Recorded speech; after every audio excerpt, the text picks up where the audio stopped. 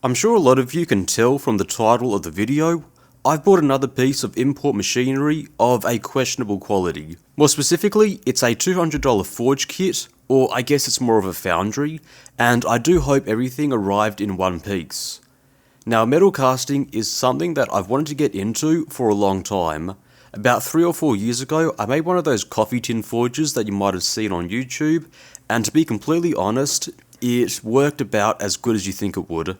I had to heat treat a bunch of steel, and I thought it would be the best way to do it, and sure it worked, but it didn't work all that well, and using plaster of Paris as the refractory was a pretty bad idea, because it ended up chipping and cracking after one use. So hopefully this forge slash foundry does a better job than that one did.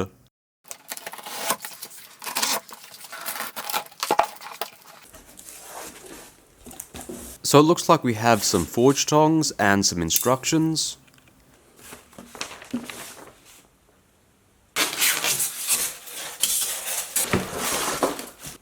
The forge comes with about 2 meters of welding hose, and to give them credit, it actually feels like okay quality.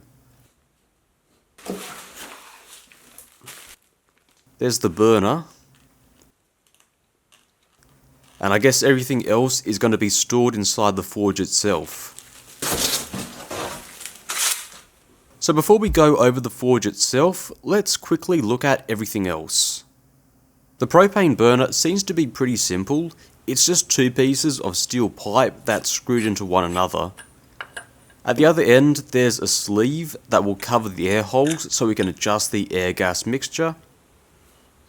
Into this end, I'll be screwing in this very interestingly named valve that has a small nozzle at the end, and in spite of the name, it actually feels pretty nicely made. Now the valve itself will get connected to this gas regulator, and the one included is a dual gauge regulator that measures both the gas flow pressure as well as the pressure of the gas bottle itself. And from what I can tell, it's actually quite well made, and that's a little surprising, given that dual gauge propane regulators aren't exactly the cheapest things to buy. And for a forge, it's definitely worth knowing at least your output flow rate, and that's something that you can't get with those cheap no gauge regulators. To melt the metal in, the kit's going to come with a 4kg clay graphite crucible, and when you touch it, you'll end up rubbing off some of the graphite. And apart from some chips missing on the rim, it arrived in one piece and it looks to be well made. Though I do wish it had a pouring spout moulded into the side just to make pouring the metal out a little bit easier. Now the thing about crucibles is they are a consumable and they will wear out after multiple pours, and you will have to replace them eventually. They should last quite a long time, at least if you stick to using aluminium, and in any event, a replacement one should cost about $30 or so, though the general wisdom is you do get what you pay for, and there definitely are more expensive ones. And it's also recommended that you stick to one type of metal per crucible, so for this one, I'm just going to stick with melting aluminium in it. Now according to the listing, this is a 4kg crucible, and I can certainly tell you this doesn't weigh 4kg. However, after doing a little bit more digging, I found out that 4kg actually denotes the capacity of copper that you could melt in this. So in this crucible, you could do 4kg of copper, or I guess 1.2 kilograms of aluminium. So the overall capacity is about 450 mils of molten metal, though you probably wouldn't want to fill it all the way up to the top. Furthermore, you definitely don't want to use those included tongs to lift the crucible. I tried doing it with the crucible empty, and I ended up chipping the crucible, so discard those and go ahead and either buy some proper crucible tongs or make some yourself. The final thing that I'll mention with regards to these clay graphite crucibles is that general wisdom is that you temper these before you use them the first time round. Tempering is just a method of removing any moisture that's left in the clay graphite, though unfortunately this kit didn't come with any instructions on how to actually do that. So after looking at a few documents online, the way that I did it was, I put it in the oven at 200 degrees for about an hour or so, and then I put it in the forge and heated it to a red hot temperature, and then I left it to dry overnight inside the forge. There is a bit of nuance into how long you soak it for and the temperatures, but this should be fine for aluminium, though it should be noted there are people that don't temper their crucibles and they do say they have no issues with them, so there is that. Also included with the kit is this graphite mould, and I'm sure it would work fine for jewellery scale casting, but this mould is just way too small to be used here, so I'm not going to use this for this type of casting. The final accessory that they included are these leather gloves to help protect you from the heat and the hot metal. And whilst I appreciate them including some type of protective gear, these gloves are made of the thinnest leather and they just aren't heat resistant at all. So if I was you, I'd discard these and opt for a proper set of leather gloves. I'd also recommend opting for a leather apron, leather shoes, a face shield and a respirator, because when you deal with hot metal, it is quite dangerous. With all that out of the way, let's finally take a look at the forge itself. Essentially, it's just a can made from 0.5mm sheet metal with a gas inlet and a lid. Overall, the build quality seems to be okay. I have no major complaints, though it's obviously not going to be amazingly built, though it definitely feels sturdy enough. The welds do look a bit questionable, though who am I to judge when it comes to welding? Overall, it's built fine enough and you're not going to have any issues in terms of the build quality. However, and this is a big however, I have some really big concerns to do with the insulation that they've used in this situation. For the lining, they've chosen to go with a ceramic wool blanket, which is a great insulator, and it's really common to find ceramic wool blankets on small forges like this one. The problem that I have is that they've left it completely exposed. The wool by itself can certainly irritate your skin if you touch it, hence why I'm wearing gloves when I need to touch it. The real issue though is that at high temperatures, ceramic fibres are actually really dangerous to breathe in. If you believe the people who deal with this stuff on a regular basis, it can be as dangerous as asbestos to breathe in, and this concern should not be taken lightly. However, there are steps that can be taken to make it safe. Before I do that, let me make one modification to the lid. I'm going to drill 4 holes into the lid, and then I'll get 4 screws and then screw the ceramic fibre blanket into place. For whatever reason, they didn't fix the blanket in place at the factory, and it kept falling out of the lid. 4 screws just screwed into the blanket should hold it in place. It's a 5-minute job and it's certainly worth doing. Now to make the ceramic safe, what you need to do is you need to give it a spray of sodium silicate to make the wool stiff and rigid. This is known as rigidizing. After you do that, you need to give it a very thin coating in a high temperature mortar. The stuff that I'm using is rated to about 1800 degrees Celsius, which far exceeds the 1400 degree temperature rating of the forge itself. Now in hindsight, it might have paid off to give it 2 coats of the rigidizer solution, and adding a drop of food colouring would have helped me get a more consistent coat. And don't worry too much if the coverage is a little bit spotty, since you can do it in 2 coats if you need to. Just make sure that you keep the coat as thin as you can, because the coating tends to absorb heat, which is not what we want on a small forge like this. And after giving it 2 days to dry out, the coating has formed a very hard protective layer, which will keep us safe from any harmful ceramic fibres. The total cost for this was about $50 Australian, and it's a small price to pay for safety. I am pretty disappointed though that it wasn't done at the factory, and I'm very disappointed that this step wasn't mentioned in the instruction book. With it all dry, I set it up to do a quick test run. The regulator uses a Type 21 POL valve, which is found on most standard gas bottles in Australia.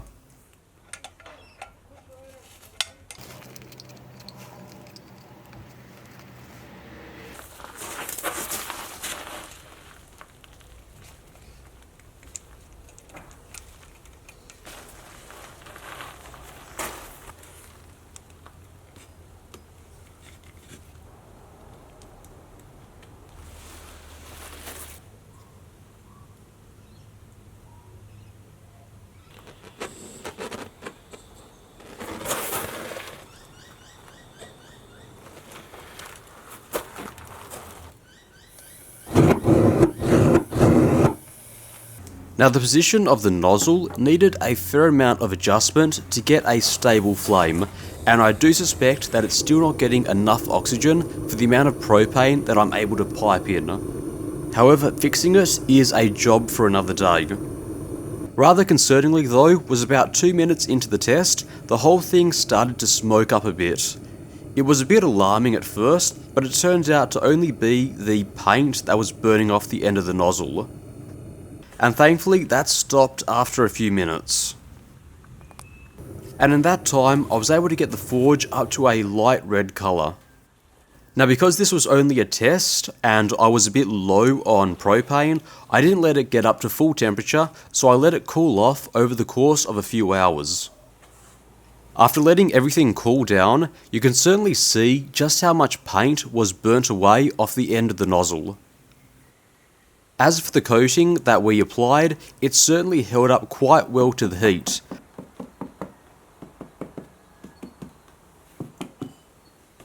Now rather embarrassingly, I ended up dropping the lid by accident and causing a pretty big crack to form.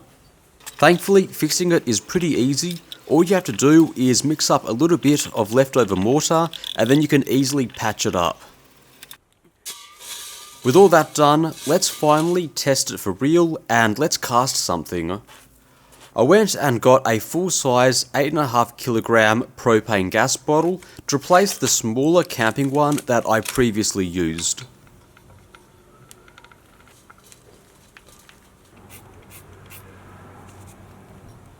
Now the metal casting I'm going to do in this video is going to be very basic.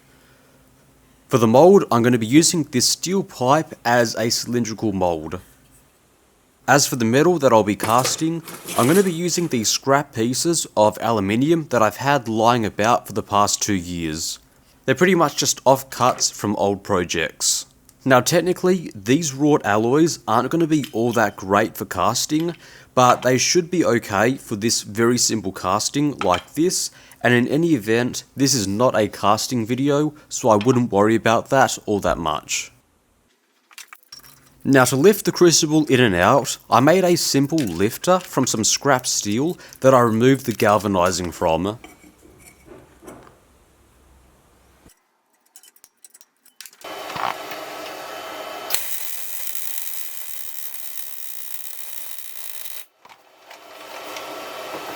And for a 5-minute project, they work quite well for pouring, but they are a little bit big and cumbersome to maneuver inside the forge, so I'll probably end up making a set of crucible tongs in a future video.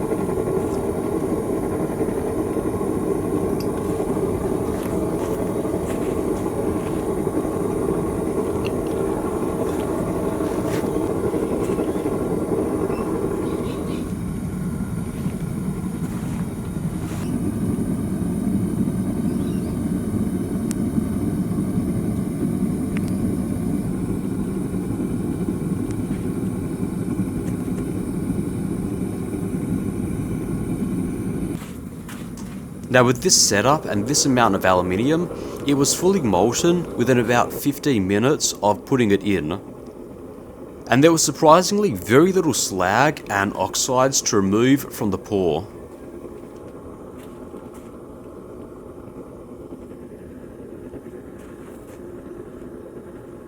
Now the first pour was a bit rushed and I did run into a few problems.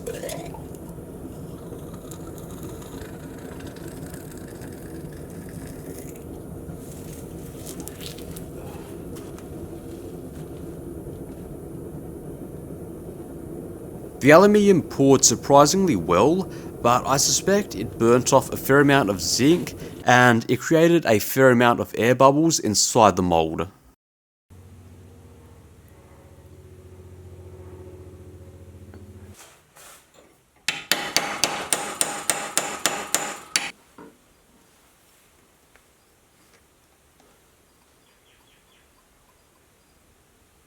After this first failure, I went back and recast the metal, and it turned out a lot better the second time round.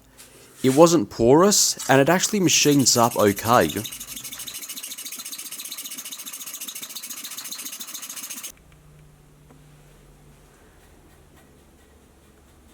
The aluminium definitely doesn't machine up as nicely as it used to, though that is a discussion for another day. I'm just really happy that I was able to cast some metal. And to my surprise, that 30 minutes of melting only used a fraction of the propane in that propane bottle. Obviously, it's not going to go down in a linear fashion, but I'm really happy with how efficient it was. And after the first 2 pours, the crucible is still in great shape too. There was a bit of aluminium that stuck to the bottom, but thankfully all of it just flaked off. And thankfully the forge held up really well too. With all of that out of the way, that brings us to the end of the video, and time to answer the question, well, was it worth it? Well, it certainly did work, and I was very happy with what I got for the price that I paid. Funnily enough, the thing that really made it worth it was that dual gauge regulator. It's definitely come in handy just knowing both the pressure of the propane tank and the pressure that I'm letting out into the forge. However, I am still very disappointed about the lack of refractory and the absence of any warnings about it, and given that the listing on eBay said that it should come with a refractory lining is very disappointing. With all things considered, if I was to do this again, I'd probably opt to get a little bit more of an expensive forge that comes with a proper refractory lining, rather than buying this and having to do it myself. So at the end of the day, it's going to be a judgment call as to whether you think this is worth it and doing the refractory lining yourself, or paying a little bit more money and getting one that is ready to go from the factory. And that's about it for now. I have a bunch of casting videos planned, so please keep an eye out for them. I hope you enjoyed this video, I hope you learned something new, and with that, see you next time.